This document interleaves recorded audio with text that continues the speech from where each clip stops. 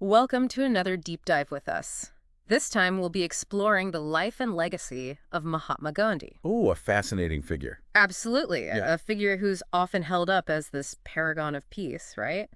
You've given us some interesting sources to work with today, a Yeah. combination of Wikipedia and YouTube, so hopefully some diverse perspectives. That's good. Very good. Our mission today to go beyond those, iconic images Yeah. and really understand the man behind the legend. Right. We want to uncover some of those lesser known details, maybe even some surprising facts, and really just grapple with, the complexities of his impact, both in his time and today. I think that's very important Yeah, because absolutely. often a figure like Gandhi is presented in a very, one-dimensional way, Right. the sort of saintly, Exactly. but he was a man Right, a human being. with contradictions, with flaws. And that's what makes him so fascinating, right? Absolutely. And to understand him, Mhm. we really need to start at the beginning with his younger years because, believe it or not, his journey toward becoming, this global icon of peace Mhm. didn't start out all that peaceful. Interesting. And speaking of contradictions, the sources paint a picture of a young Gandhi who was actually quite mischievous. Really? Apparently, he was known to be a little restless, always getting into things. Wow. There's even a mention of him twisting dogs' ears. That's funny. You don't think of Gandhi like that. Yeah, it's a far cry from, the image of serenity we often associate with him. Right, exactly. But what I thought was interesting is how, even then, his early influences, particularly from Indian epics, began to shape his values. That makes sense. He was fascinated by characters like Shravana and King Harishchandra, known for their unwavering obedience and truthfulness. Oh, interesting. And that fascination really stuck with him, even, through those mischievous years. It seems In so. fact, I found this quote from the Wikipedia source where Gandhi himself says, "It haunted me, and I must have acted Harishchandra to myself times without number." So these ideals were already taking root. So powerful. But from what I gathered, it sounds like his childhood was also pretty solitary. Is that right? It even mentions that his only companions were books and school lessons. So not really one for team sports or anything. Doesn't sound like it. Uh-huh. Okay, interesting. Yeah, and this pattern of introspection continued even after his arranged marriage to Kasturba at the age of 13. 13. 13. Incredibly young by today's standards. Definitely. Wow. And to add to that, he faced such immense personal tragedy in those early years. Oh, no. He lost his father and then his first child, all before he turned 17. That's just heartbreaking. It's a lot for anyone to handle, let alone at such a young age. Absolutely. Those experiences undoubtedly shaped him. Yeah. And what I find so striking is his honesty about the struggles he faced during that time. Hmm. In his writings, he reflects on his lustful feelings Yeah. and possessiveness towards his young bride. He was really open about that, wasn't he? It was- It's refreshing to see that level of vulnerability, even from someone who's considered a saint by so many. I agree. It's a good reminder that he was, after all, human. He was. And these early struggles with, desire Mhm. actually provide this really fascinating lens through which to view his later emphasis on self-control and asceticism. Right. It makes you wonder, how much do those early experiences, those internal battles, contribute to the values we hold later in life? It's a great question. Yeah, a lot to unpack there. Definitely. But before we delve too deeply into Gandhi's, philosophical evolution, Okay. let's shift our focus to his time in South Africa. Right. This is where his life takes a pretty dramatic turn, wouldn't you say? Oh, absolutely. South Africa was like the crucible where his philosophy of Satyagraha, or nonviolent resistance, was truly forged. It's interesting how that happened. Right, and it all started with kind of an ironic twist. What do you mean? Well, he arrived in South Africa seeing himself as a Briton first and an Indian second. Huh. So almost downplaying his Indian identity. Almost as if he was trying to fit in with the very system that would ultimately become his target.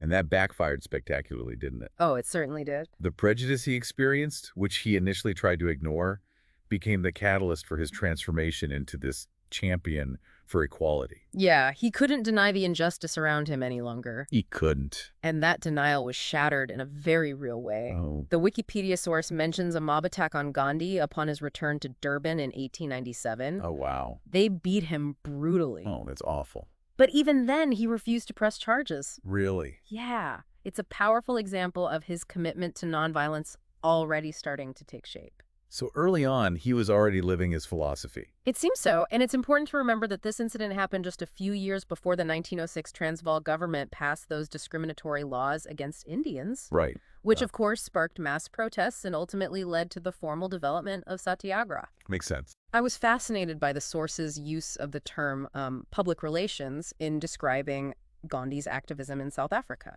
Interesting. So like a strategy.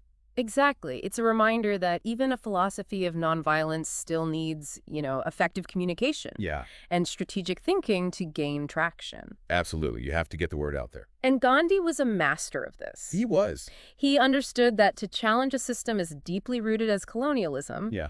you need more than just moral arguments, you need action. Right. He combined public demonstrations with legal battles. Omar. And of course, those incredibly powerful speeches. I mean, the man knew how to move people. He did. He was, in essence, creating a movement, one built on truth and on cooperation. Really laid the groundwork for everything that came after. Exactly. So it sounds like South Africa provided him with a blueprint for what would become his life's work. It was like a training ground in a way. Yeah, it allowed him to hone his skills and really solidify his philosophy. A philosophy that would be put to the test when he returned to India? And stepped onto the world stage. The world stage, indeed. A stage set for even greater challenges, triumphs, and, as we'll see, a fair share of contradictions. Definitely. But we'll delve into all of that in the next part of our deep dive. Sounds good. I'm ready for more. Me too. This is fascinating stuff. It is.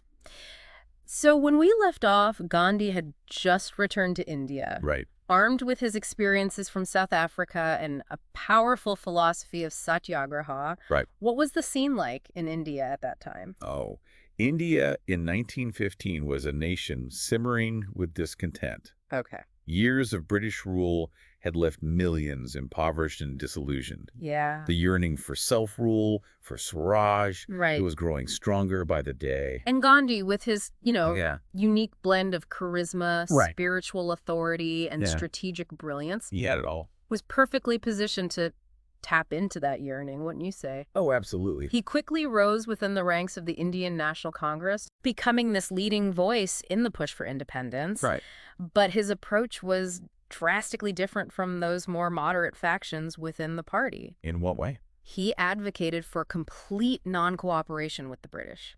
Wow. A radical idea at the time. It was. And then, of course, there was the horrific event that really shook India and the world. Yeah. The 1919 Amritsar massacre. Oh, yes. Hundreds of unarmed civilians It's hard to even imagine. killed by British troops. A terrible tragedy. It must have been a turning point for many Indians, pushing them toward maybe a more confrontational stance against British rule.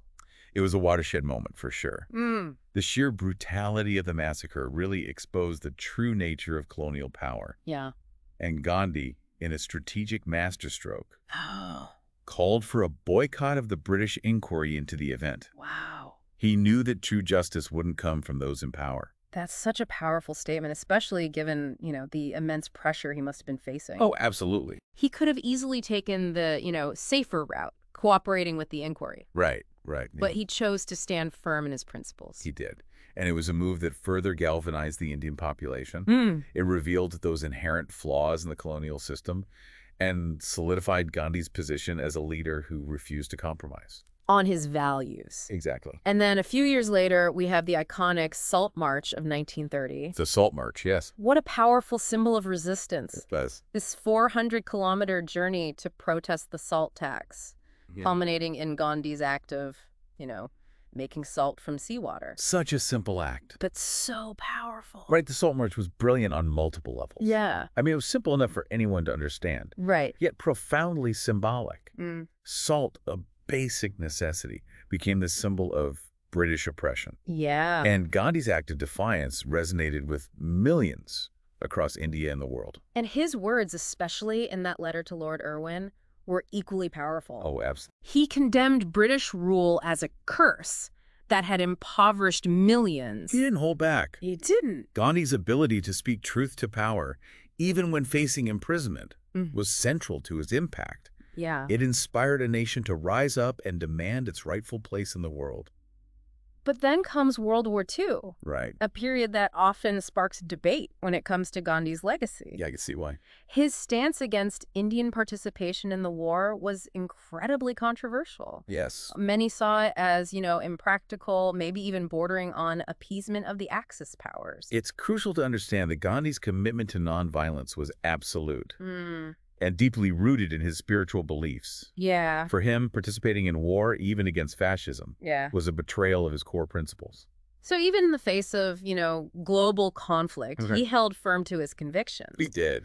And that unwavering commitment led to another pivotal moment. Okay. His 1942 Quit India speech in Bombay. Quit India, yes. That speech was a turning point. It was. Gandhi called for a complete and immediate British withdrawal from India, Wow. sparking this wave of protests and strikes across the nation. Huge. And the British responded by arresting Gandhi Force. and the entire Congress Working Committee. Wow, so things escalated quickly.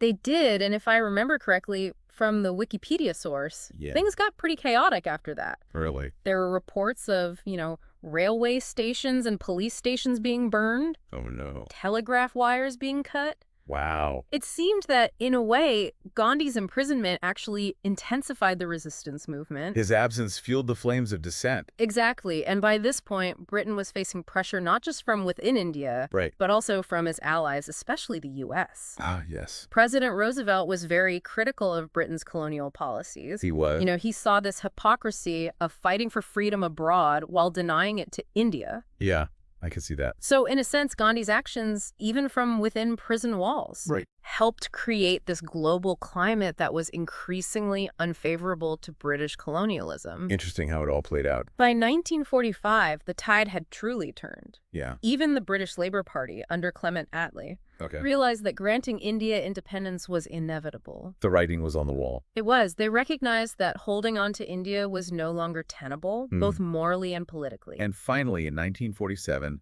independence arrived. But as we know, it wasn't the joyous occasion many had hoped for. No. The partition of India and Pakistan, Right. the horrific violence that ensued. Awful. It was a tragic and bloody chapter in India's history. A heart-wrenching turn of events. And amidst all of that chaos and bloodshed, Yeah, Gandhi remained this steadfast advocate for peace and unity. he did. While many celebrated independence, he abstained, Right. choosing instead to focus on alleviating the suffering caused by partition. That's powerful. He launched hunger strikes to quell the violence, traveling tirelessly to promote peace and understanding between Hindus and Muslims. His commitment to nonviolence, even in the face of such hatred and brutality, Yeah. it's truly awe-inspiring. And yet, tragically, the very violence he dedicated his life to opposing ultimately ended his life. You're right. His assassination in 1948 by a Hindu nationalist. A shocking and senseless act. It was. A heartbreaking end to a remarkable life. But in a way, Gandhi's martyrdom further cemented his place in history as a global icon of peace and nonviolence. It did. The YouTube source describes his funeral procession as 5 miles long,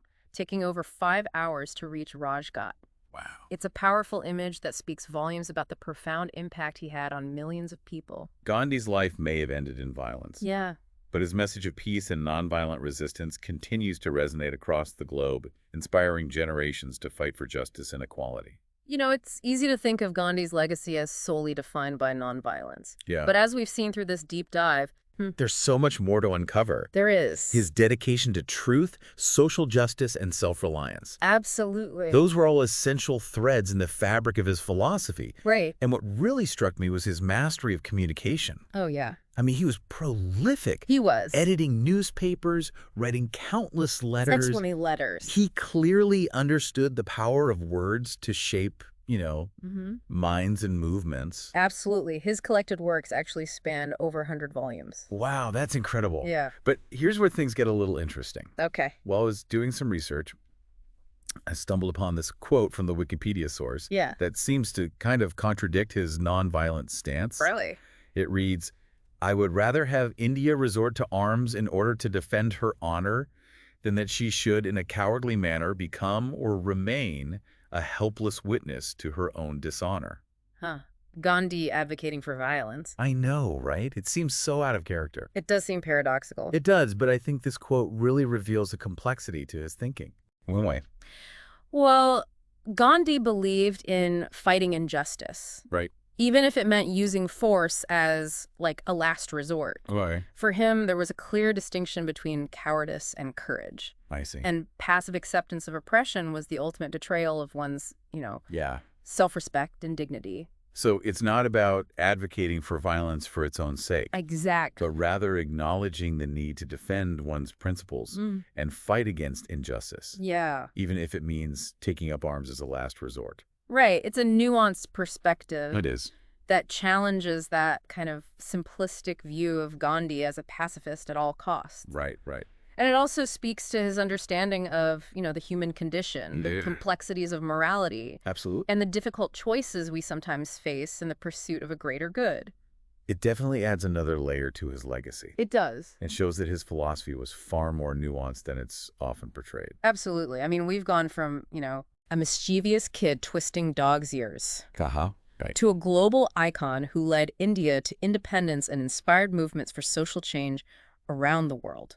A remarkable journey. It has been. Gandhi's life and legacy, they just resist easy categorization. They do. He was a complex individual, Yeah. flaws and contradictions, just like all of us. Right. But his unwavering commitment to truth, justice, and nonviolent resistance left an undeniable mark on history. It did. As we wrap up our deep dive into the life and legacy of Mahatma Gandhi, we're left with a lot to ponder. I think so. He was a man who lived his truth, challenged conventions, Yeah. and fought for a better world. He did. But what truly resonates with you from his story? Oh, that's a good question. What aspects of his journey sparked your curiosity or challenged your own beliefs? I think his story is a testament to the power of one person to make a difference. It is? It reminds us that change is possible, Yeah. even in the face of seemingly insurmountable obstacles. Yeah. And it invites us to consider how we might apply his principles of truth, nonviolence, and self-reliance Right. in our own lives Yeah. to create a more just and compassionate world. Well said. Thank you for joining us on this deep dive into the life and legacy of Mahatma Gandhi. It's been a pleasure. We hope you found it insightful and thought-provoking. I certainly have. And remember, this is just the beginning. Oh, absolutely. There's a wealth of information out there waiting to be explored. So much to learn. So keep questioning, keep learning, and keep the conversation going.